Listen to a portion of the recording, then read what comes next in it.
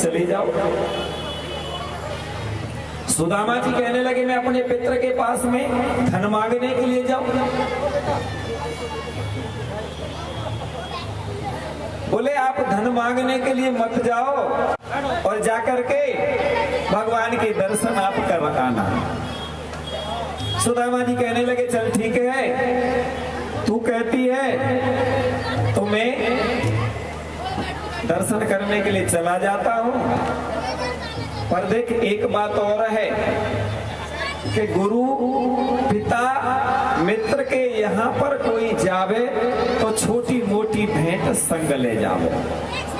भगवान के यहाँ, गुरु के यहाँ, पिता के यहाँ, मित्र के यहाँ जब जाए खाली हाथ ना जाए, कुछ न कुछ लेकर के जाए।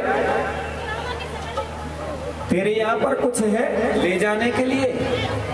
सुशीला कहने लगी उसका भी मैं इंतजाम कर दूंगी। तो सुशीला आज पड़ोस में गई है और पड़ोस में जाकर के सभी शांति से बैठे, ध्यान दें, कथा सुने, लाला जी खास करके।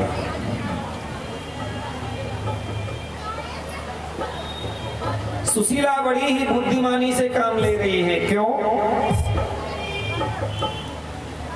कि मेरे पति देव जाएंगे भगवान के पास द्वारका, मगर भगवान से कुछ मांगेंगे नहीं। सुशीला आज गई है पड़ोस में, चावल मांग करके लाई है थोड़े थोड़े। 3-4 घरों से चावल मांगे हैं और चावल मांग करके लेकर के आई हैं। और एक फटी सी धोती के टुकड़े में, जिसमें कि कई टुकड़े सुशीला जी ने जोड़े। पता है कि मेरे पति देव भगवान से कुछ कहेंगे नहीं, इनको देख करके भगवान समझ जाएंगे। जब भगवान देखेंगे कि ये चावल सुदामा जी के पास में कुछ नहीं है, चावल भी घर के नहीं है, ये भी बाहर से आए हैं। अगर घर के होते तो चावल एक जैसे होते, ये 4-5 तरह के चावल है। कोई पीला चावल है, कोई सफेद चावल है, कोई टूटा हुआ चावल है। सुदामा जी के यहाँ पर कुछ नहीं है खाने के लिए, और इनको पहनने के लिए कपड़े भी नहीं है। कपड़े में 4 टुकड़े लगे हुए। श्री सुखदेव जी कहते हैं राजा परीक्षित सुशीला ने उन चावलों को उस कपड़े के टुकड़े में रख करके बांध करके सुदामा जी को दिया और कहा कि जाओ और भगवान से जाकर के हमारी राधे राधे कहना, और आप भगवान के दर्शन करके जल्दी से लौट करके आ जाना। विदा किया सुशीला ने आज सुदामा जी को। सुदामा जी जा रहे हैं भगवान का ध्यान धरते धरते, मन में भगवान का चिंतन करते जा रहे हैं। मेरे गिरधर लाल तेरो नचायो नाचू, मेरे गिरधर लाल तेरो नचायो नाचू, मेरे गिरधर लाल तेरो नचायो नाचू, मेरे गिरधर लाल तेरो नचायो नाचू, मेरे नटवर लाल तेरो नचायो नाचू, मेरे नटवर लाल तेरो नचायो नाचू। सुदामा जी भगवान जी की प्रार्थना करते हुए जा रहे हैं। आप सभी गाएं साथ साथ में।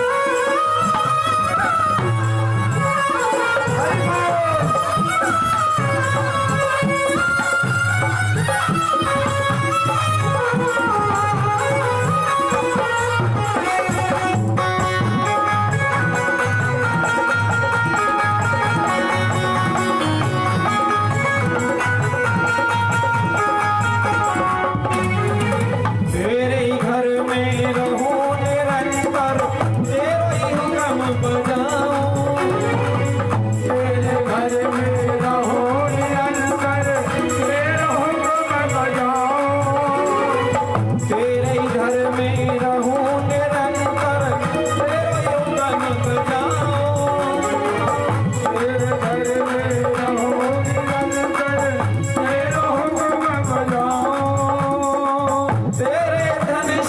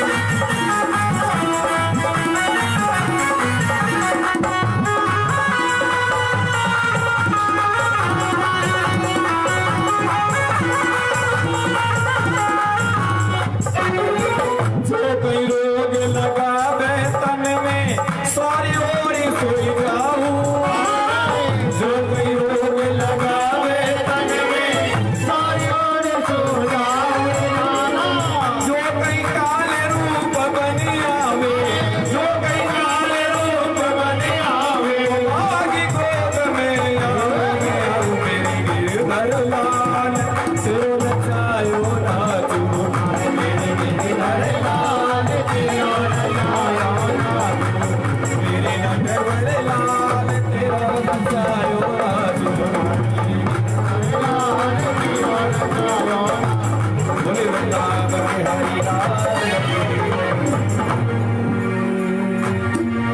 श्री सुखदेव जी कहते हैं राजा परीक्षित इस प्रकार से भगवान की प्रार्थना करते करते सुदामा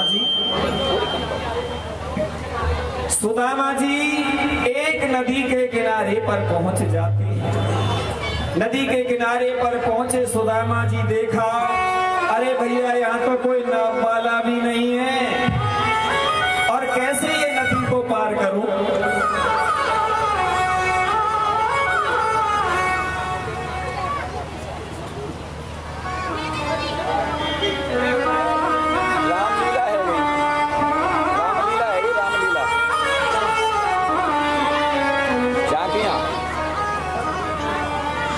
वृंदावन बिहारी लाल की जय। श्री सुखदेव जी कहते हैं राजा परीक्षित सुदामा जी नदी के किनारे पर पहुंचे। भैया कथा सुनो, मैं कथा सुनो तो सुना में नहीं तो समय भी हो गया। परीक्षित मुझ करा में कथा सुनो। आज कथा हमारी बहुत लंबी है, रात को 10 बजेंगी। अगर तुम झांकी करते रहोगे तो रात के 10 बजेंगे। और आज ही भैया ब्रज की होली भी होगी। आज ही फूलों की होली और तुम कहो तो रंग की भी होली करवा में, कहो तो गुलाल की भी करवा में और कहो तो कीचक की भी करवा में। लड्डू मार होली, फूल होली, बरसाने की होली आज करेंगे। पर भैया शांति बनाए रखो, कथा सुनो पहले।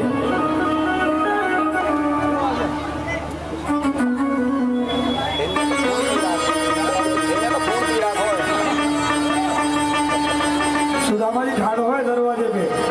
सुदामा जी है भाई नदी के किनारे पर खड़े भैया। अभी पहुंचे ना, नदी किनारे खड़े और नदी के किनारे पर सुदामा जी देखने लगे भैया यहाँ तो कोई नाव वाला भी नहीं है, मैं कैसे यहाँ से जाऊंगा। तभी भगवान आ जाते हैं एक नाविक का रूप धारण करके।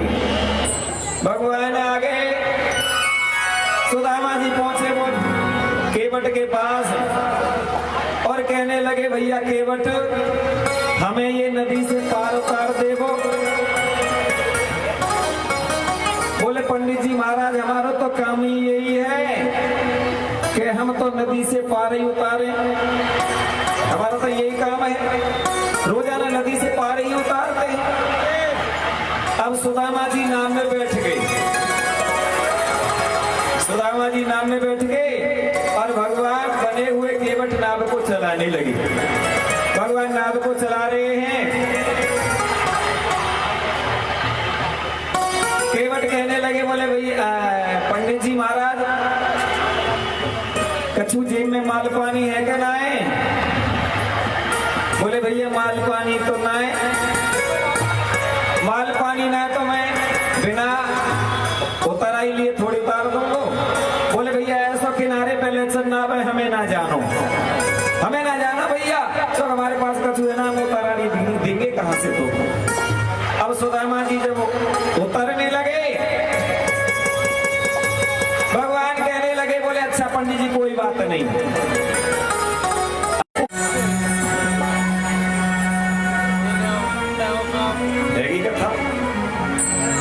अब हमारा ध्यान इनकी तरफ, सबका ध्यान इनकी तरफ है कि कथा।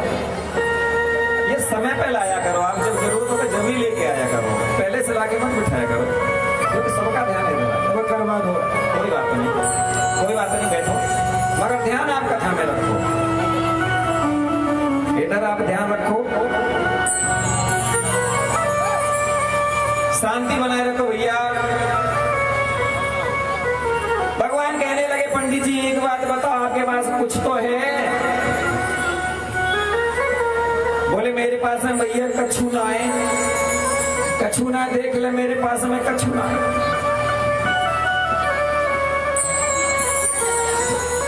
भगवान कहने लगे कछु तो है। बोले हाँ है, देखो गरीबी है या गरीबी माँ यही है दे दे तू मोए।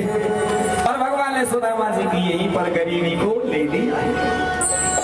सुदामा जी को भगवान ने पार उतार दिया और उसके बाद में सुदामा जी द्वारका की तरफ जा रहे पैदल पैदल जा रहे हैं। सुदामा जी थक गए, कई दिन हो गए सुदामा जी को चलते चलते। सुदामा जी कहने लगे भैया अब मेरे बस की बात ना है, मेरे बस की ना है, अब तो तेरी गर्ज पड़े तू यहाँ पे ले जा, मेरे बस की ना है। और वही भैया पसेंदुआ को पेड़ है और पसेंदुआ के पेड़ के नीचे सुदामा जी लेटे। ठंडी ठंडी हवा लगी, सुदामा जी को आई नींद। भगवान ने गरुड़ जी को आदेश दिया, गरुड़ जी सुदामा जी को उठा करके द्वारकापुरी ले आए। द्वारकापुरी में सुदामा जी को ला करके गरुड़ जी ने छोड़ दिया और जैसे वहां सो रहे थे वैसे ही सुला दिया। सुदामा जी की आंख खुली, आंख खोल के देखते तो भैया पूरी द्वारका सोने की उन्हें दिखाई। सुदामा जी आगे बढ़े और भैया सबने मुड़ासे बांध रखे और द्वारका में भैया द्वारकाधीश पैसा वाले तो उनके भक्त कैसे निर्धन होंगे। बढ़िया बढ़िया ऐसी सोने की पैर रखी जैसे हमने पैर रखी, सोने की मालाएं और भैया बढ़िया बढ़िया उन्होंने